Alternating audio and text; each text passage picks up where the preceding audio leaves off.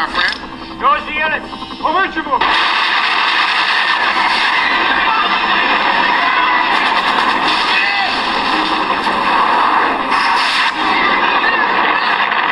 is the emergency broadcast system. We are under attack by conventional forces of the Russian army. It is believed the lead waves were disguised as commercial charter flights. Communications have broken down in other parts of the country. Large areas of the Midwest may have been overrun.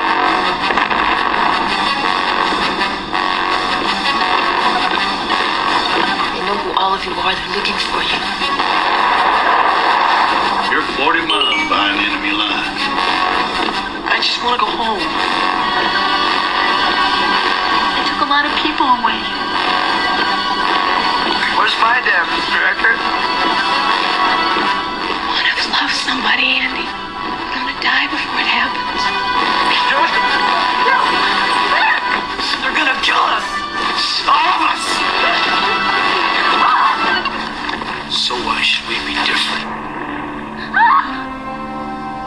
Because we live here.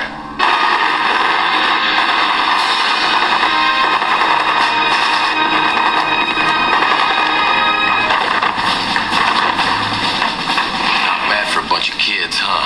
Mama'd be real proud.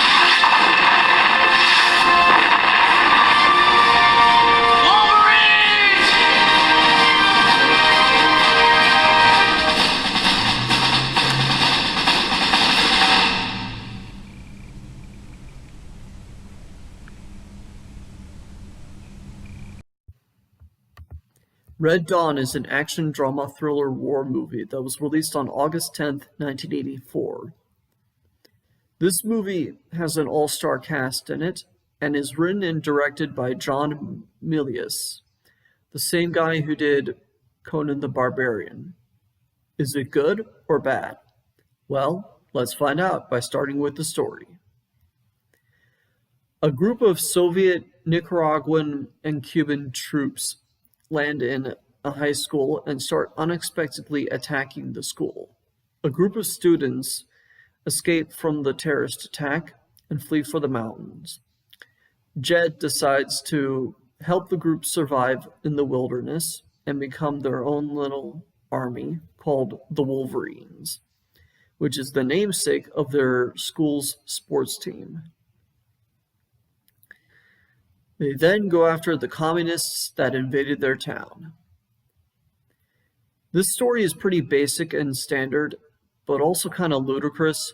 Buried underneath this seemingly formulaic plot lies an interesting subtext that makes the movie actually pretty fucking brilliant.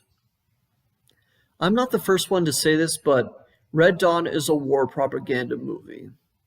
But it is also an example of a really good war propaganda movie. I'm not under the mentality that propaganda is always a bad thing. There are ways to do propaganda movies really well, and this movie does it fantastically, like almost the best fucking way I've ever seen. This movie makes a very fucking good case when it advocates for American patriotism and militarism. It shows the dark side of foreign countries and speaks to the frustrations that many red-blooded Americans, which many would call conservatives, faced at the time this movie came out, and still kind of have today, to this day. I can definitely see merit in their frustration. But what makes Red Dawn a really good propaganda movie is that it at least addresses the other side of the argument in some places, and even sees a little merit in it. But it, of course, never fully subscribes to the other argument's philosophy. It's more of a, I can see why you would think that, but I still disagree kind of thing. It does advocate that citizens have the right to defend themselves against evil people, which is something that is actually in the Constitution and our founding fathers advocated for. Another reason why Red Dawn is a great propaganda movie is that it focuses more on telling an interesting story, and the propaganda themes are present but implemented very subtly. What I'm saying is that it is a movie anyone can sit down and enjoy, even if they don't know about the propaganda themes. Jed is a pretty fucking strong character.